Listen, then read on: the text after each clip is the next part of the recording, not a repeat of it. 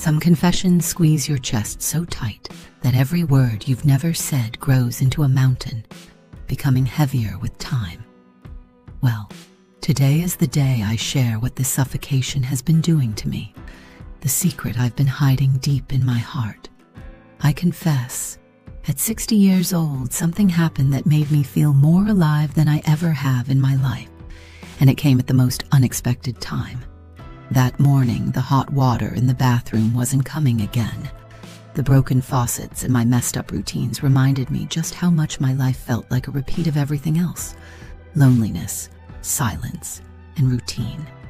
Ever since my husband passed, whenever something in the house needed fixing, I had to call someone. I randomly picked a plumber from the phone book. "Otis," the young voice on the other end said, deep and steady. "I can come over today." There was something in his voice, something I couldn't describe, but it made me curious. I tried not to pay too much attention. After all, this was just a faucet issue. But when the doorbell rang, everything changed. When I opened the door, the young man standing in front of me was full of an energy that instantly wiped away the dullness of my life. Otis dropped his toolbox from his shoulder and onto the floor at the entrance. "Is the bathroom this way?" he asked. I hesitated for a moment before extending my hand down the hallway. "Yeah, just through that door." If you want to be one of the first to know these captivating secrets, subscribe and don't forget to turn on the notifications. Watch the video until the end, because it's going to get incredibly weird. I led him to the bathroom door. The young man's massive build filled up the narrow hallway. His muscles were visible through the thin shirt he was wearing. For a moment, I couldn't help myself, my eyes fixed on him. I hadn't seen a body like that in so long. I couldn't stop my gaze from lingering for a second longer than I intended. When he entered the bathroom, he moved with such confidence. It felt like he wasn't just there to fix a faucet, but to open a door that had been locked for years. "Is this the faucet?" he asked, eyeing the old fixture on the countertop. Yeah," I stammered a bit. Why was I so nervous? This was just a repair job. I kept reminding myself of that, but my heart was stubbornly trying to write a different story. Otis bent down, checking underneath the sink.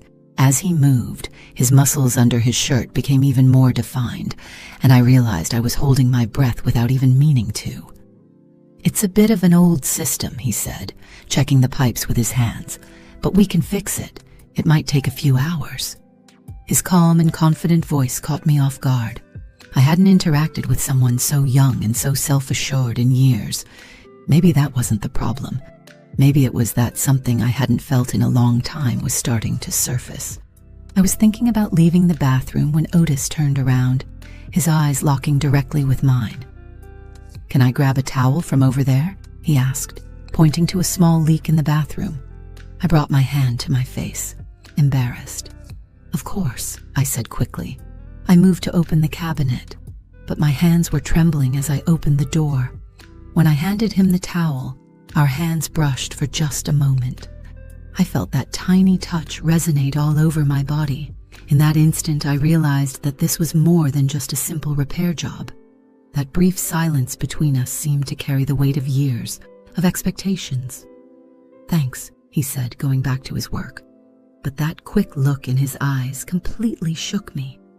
I kept thinking to myself, was it just a momentary rush? Or had this young man awakened something that had been frozen inside me for years? As Otis bent down to fix the faucet, I kept pacing around the bathroom. My hands didn't know what to do. They were either tangled up or gripping the counter. The silence in the room was starting to choke me. But what really tightened my chest was his presence. My eyes kept drifting to him, unwillingly. His youth, his energy, how focused he was on his work.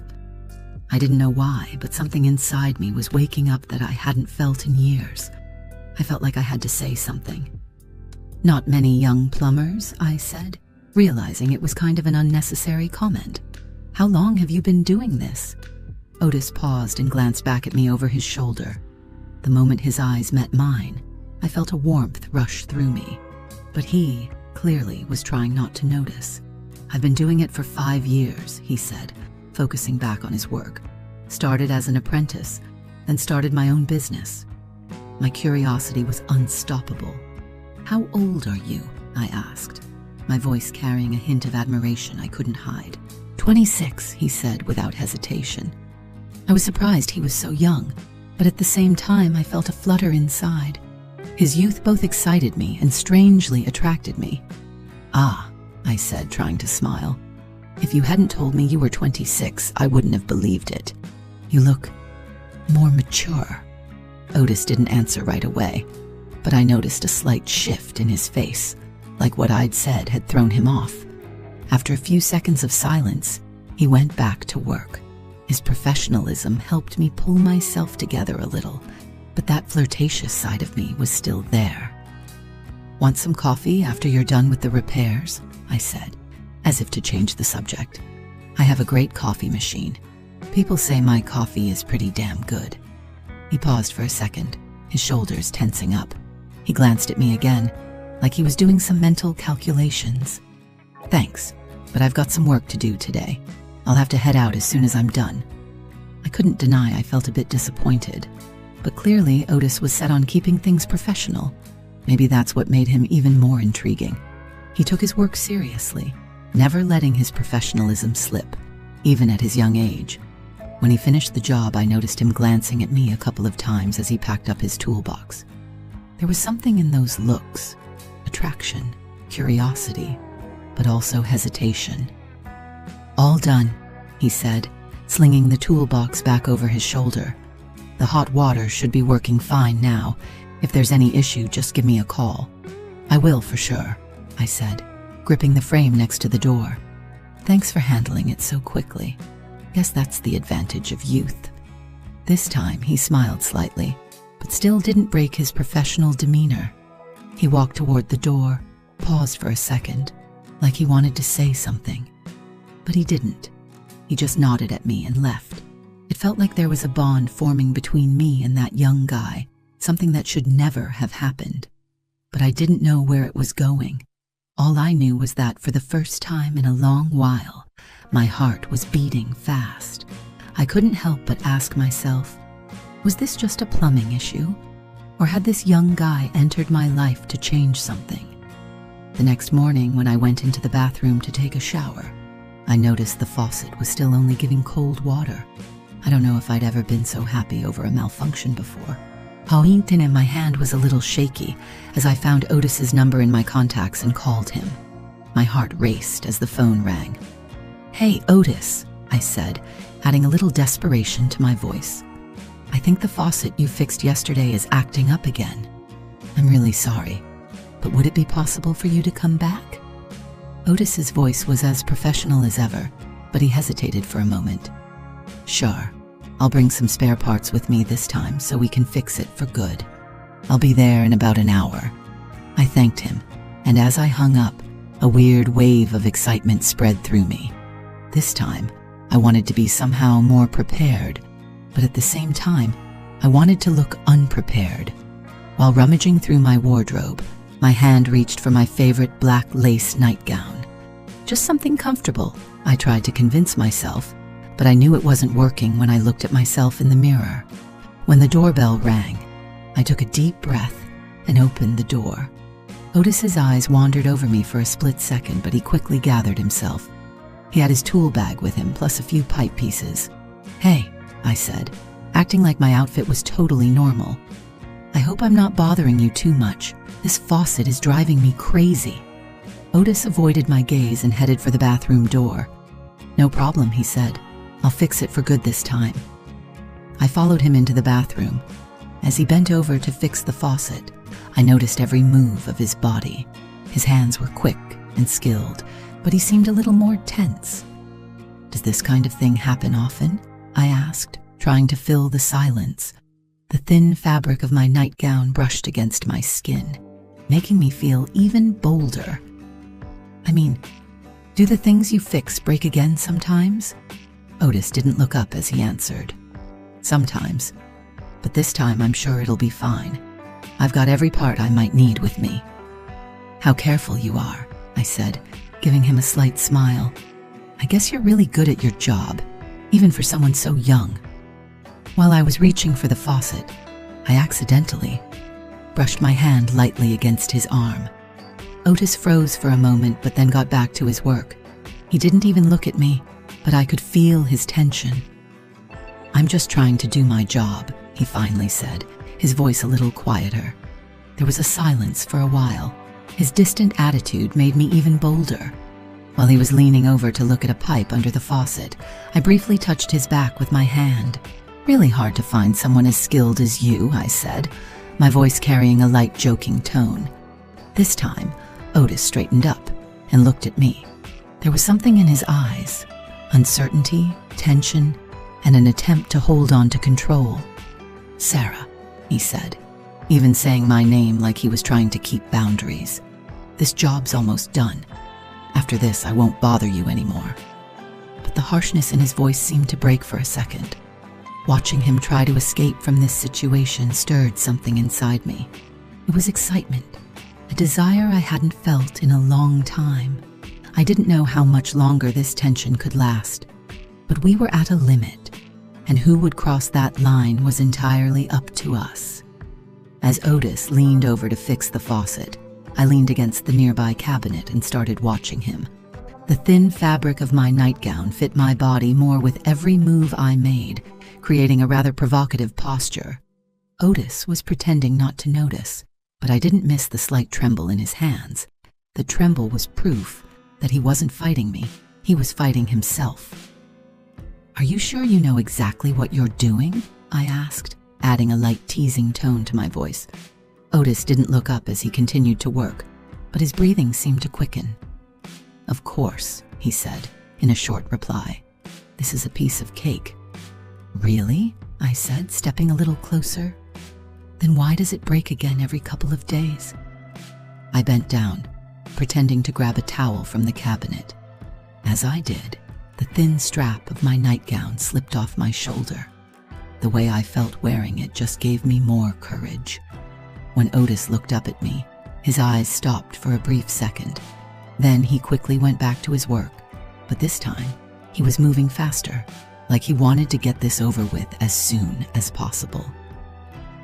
"Maybe there's something else in the bathroom causing the problem," he said, tightening the faucet. But his voice had a slight crack in it, trying to sound firm. "Maybe," I said, leaning back against the cabinet. "Or maybe the problem is just not finding the right touch." I let that sentence hang in the air. The silence suddenly thickened, and the tension in the small space of the bathroom became almost unbearable. Otis stayed silent for a moment longer, then put his tools down and stood up. His movements were slow, but the expression on his face was conflicted. On one side, control; on the other, a desire he was trying to restrain. I got even closer to him, and now the distance between us was less than just a few inches. I could hear his breath. "Otis," I said, my voice barely above a whisper. But before I could finish, his hands were on my waist. Sarah's lips were filled with more and more tension with each passing second. The trembling in Otis's body was a sign that something was about to change. Fast. All that silence between us was broken by nothing but our breathing and heartbeats. And in that moment, everything collided. "Sarah, we shouldn't do this," he said, but this time his voice was weak, full of a kind of helplessness. "Really?" I said, getting closer to him. "Are you sure, Otis?" At that moment, he hesitated, as if he couldn't take it anymore, and then unexpectedly kissed me on the lips. Our kiss started slow and unsure, but before long the passion between us exploded. With our eyes closed, we locked into each other. Otis pulled me closer with every passing second, and we started moving towards the bedroom, bumping into walls as we went. Our hands tangled together, our hearts raced, and in a moment of wildness, I could feel everything changing fast. By the time we stepped into the bedroom, Otis had a firm grip on my waist, and without resisting, I quickened my steps. Everything had happened so fast that before I even realized it, we were caught in a physical pull. While my mind was still processing everything, my body had already surrendered to him. It was both a mistake and something irreversible. When we got to the bedroom, Everything had suddenly fallen apart. Otis's t-shirt was in the bathroom, and his pants were on the floor by the bed. My thin fabric nightgown was in the hallway, dragged across the carpet. Everything was a mess, and yet neither of us could calm down. We were lying on the bed, glued to each other, our bodies still touching, our every breath following each other. Everything had happened so fast that for a moment it was as if time had stopped. It was hard to describe what I was feeling. I felt like I was in the middle of a sea of everything. Otis's strong arms were on my body, my eyes were closed, but somehow I could still hear everything.